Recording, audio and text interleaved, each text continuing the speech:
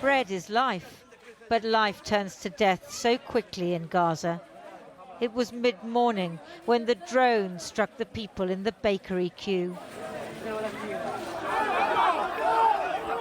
Now, people were gathering not for sustenance, but to try to save the injured, a daily occurrence in Gaza, as common as eating bread in most parts of the world. We were waiting for bread and they suddenly attacked us with 2 missiles. What happened and why, I don't know. This is injustice. Find a solution for us or kill us all at once. At Jabalia Hospital, they were receiving the dead and injured from an Israeli attack on a house a few hours earlier. Day after day, scenes like these have finally provoked some of Israel's allies to say enough. But that, it seems, has done nothing to dampen the Israeli government's determination to continue their attacks. We've started a structured plan for the next phase. Hamas will pay the price for its defiance and face overwhelming firepower. We will expand our maneuvers, capture more territory, and destroy terrorist infrastructure until Hamas is defeated. The international community is especially concerned about the prospect of starvation. Soup kitchens have run out of everything. And after 6 weeks of all aid being blocked, the tiny amount the Israeli government is now allowing in hasn't yet reached the hungry.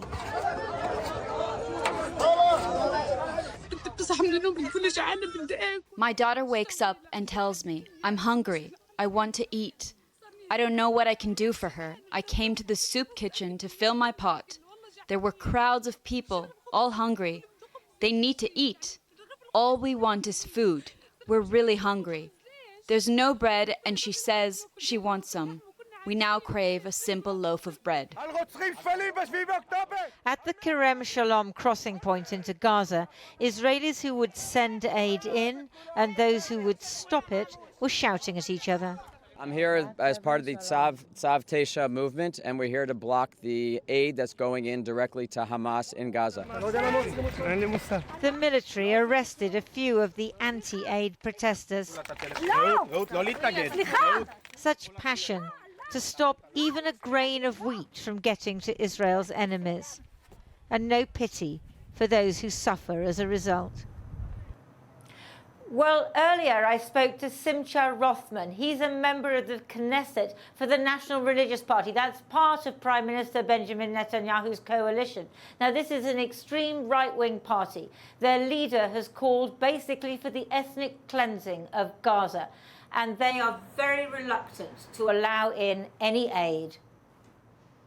Israel, until now, has more protection of human life and children in Gaza than ever. These children are dying of hunger because you have not been allowing aid in. This is extreme. They are not dying of hunger, and in any conflict that England was involved in the past, in this kind of environment, there were more innocent civilians killed and suffering hunger and everything else. Mr. Smotrich, your leader, has said that the people of Gaza should leave, that the aim is to get them to leave. It's a combat zone. When there is a combat zone, when there is a terrorist organization who is hiding behind civilians, you should let them run away. And if you are blocking them, you're aiding and abetting a terrorist organization, using them as human shields. That's not a moral thing to do. And if the United Kingdom want to be a humanitarian country that cares about human rights and human lives, they would help the Gazans who wants to leave the area leave and not aid Hamas to use them as human shields. I've got an idea. Why don't you let them come over the border into Israel? Why don't they flee into Israel? Because they are our enemies. Because they are the children are your enemies? They are our enemies. And according to international treaties about refugees in the time of war, you don't let them conquer your country with refugees. Well, that is the kind of voice Benjamin Netanyahu is hearing from within his own coalition. parties without whom his coalition would collapse. And on the other hand, these increasing cries from his European allies to say that there is no military purpose to this new onslaught, and not allowing in enough aid will create an absolute humanitarian crisis, worse than we have seen so far. So everyone now is waiting for the Americans, for President Trump. He has said he wants this war to come to an end. Will he now put more pressure on Benjamin Netanyahu and say, like the Europeans, this really can't go on any longer? Lindsay, thanks very much. Well, aid agencies have warned that the extremely limited supply of aid allowed in via the Kerem Shalom crossing this week is a drop in the ocean following Israel's 78-day blockade. The total of 98 trucks, which Israel says it allowed through on Monday and Tuesday, is just a fraction of the 500 a day that were going in before October 2023, which the UN says is the bare minimum needed. I spoke to Claire Monira, emergency coordinator for the medical organisation Doctors Without Borders, who's in Deir al-Balah in central Gaza. I asked her to describe the humanitarian situation there. Well, it was a humanitarian catastrophe when I arrived, and that was more than 3 weeks ago now. And it's been getting worse and worse every day. The last few days have been beyond words, because thousands of people are forced to leave their homes, and they're literally just living on the streets where they're not safe either. So give us some examples, if you can, of the kind of desperate situations you're seeing in terms of children, in terms of food. Just give us some examples. It's already a desperate situation for this hospital trying to operate.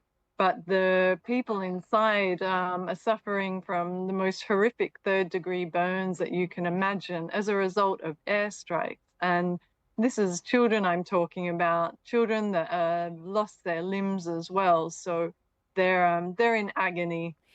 Israel says it has these 93 trucks that entered Gaza yesterday. What is your understanding of where those trucks are now?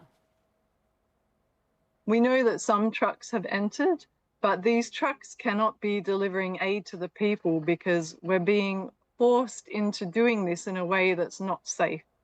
So we're not having access to unhindered aid to supply it impartially to the population. We're being told where to provide this aid. We're having to use roads that are not safe, and the population are being drawn to this. They're being pushed out of their homes, and then their homes are destroyed.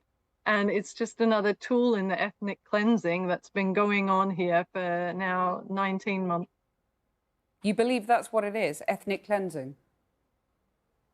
Yes, we can see that the Israeli authorities, they are not providing the conditions for life that is needed for the Palestinian people.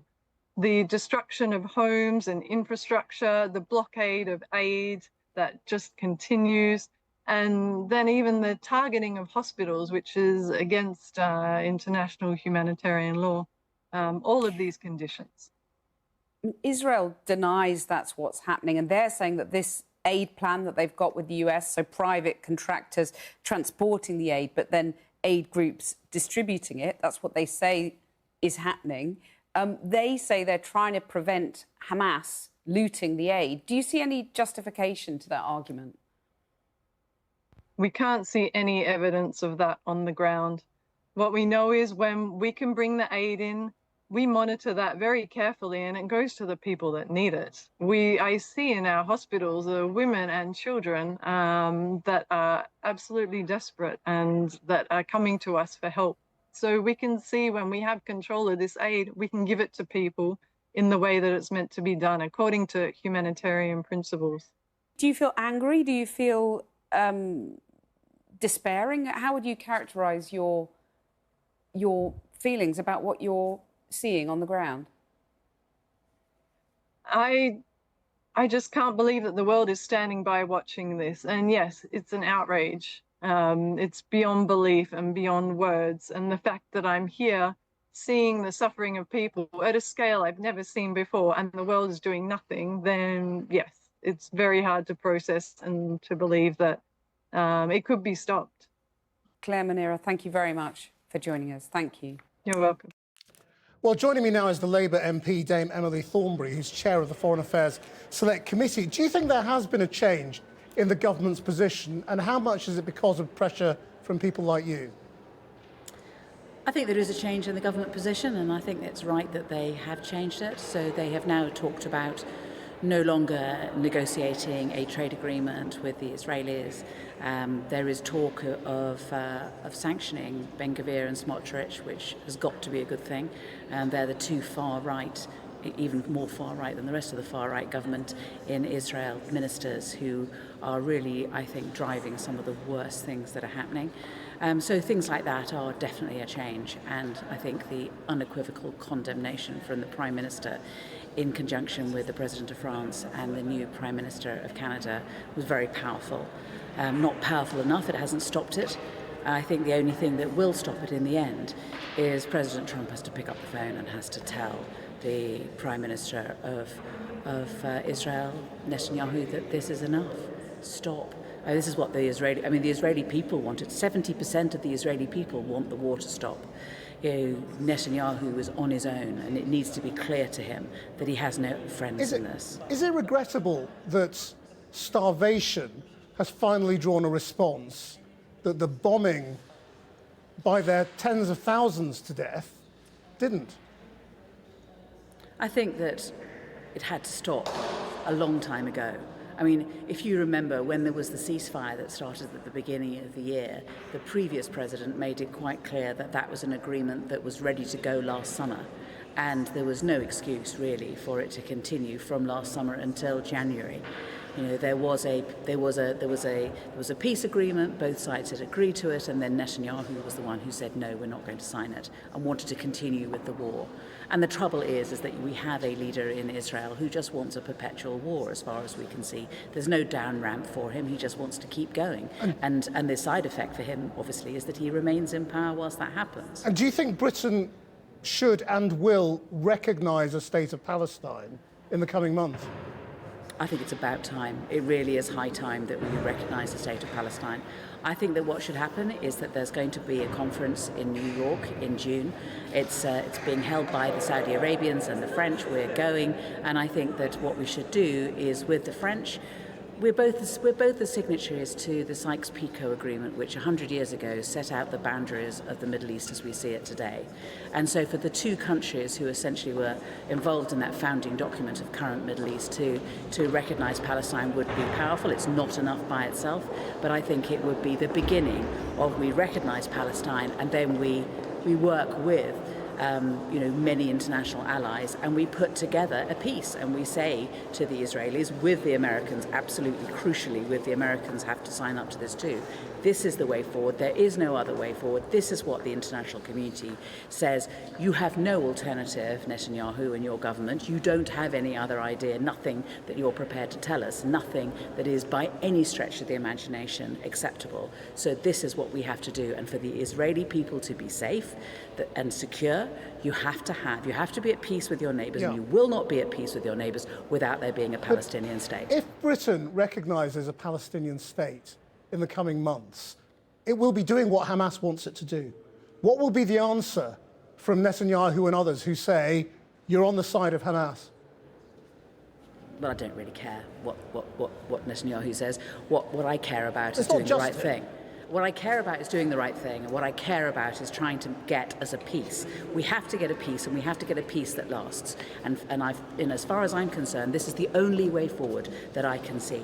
We have to make sure that there is now a ceasefire, that aid is allowed in. We cannot allow anyone else to die. This is just completely and totally unacceptable.